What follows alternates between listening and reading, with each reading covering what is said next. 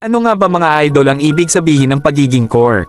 Sabi daw ng iba ito ang pinakamadaling role sa lahat kasi daw pa-farm lang, walang pakialam daw sa mga kakampi, pag-alagala lang sa mapa. Pero alam nyo ba ang malungkot na katotohanan ng pagiging core user? Oo, pa-farm lang yan at pag-alagala sa mapa, pero di mo nararamdaman yung pressure na nararamdaman ng isang core lalo na kapag mayroong teamfight sa isang objectives, na kapag hindi mo siya na-retro o nakuha ay sayo lahat isisisi. Yung tipong kapag hindi mo nakuha ang turtle at ang lord at di mo nadala yung laro nyo ay bobo na yung tingin sayo.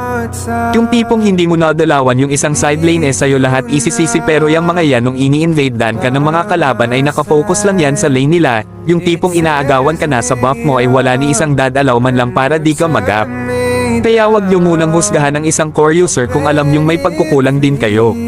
Kung meron mang magaling mag-corematic yan mga idol, lahat ng trash talk ay inabot na niyan, lahat ng CC ay napagdaanan na niyan bago siya naging magaling at naging malakas sa role na yan. Kaya wag na wag mong sasabihin na ang dali-dali lang mag-core, tingnan mo muna sarili mo kung saan ka nagkulang bago ka humusga sa iba, kaya sana sa mga random dyan na minsan sinisisi pa sa core pag namamatay kesyo dinadalawan, ibahin yung mga idol ang mindset na ganyan. Kaya sa mga nagbabalak na mag-core user dyan, isipin nyo muna kung kaya nyong saluhin ang mga trash talk at paninisi na mangyayari sa inyo bago ka lumipat ng role. Alam nyo sa totoo lang, ang daming core na nagki-quit dahil kasi yon sa di nila nakakaya yung pressure.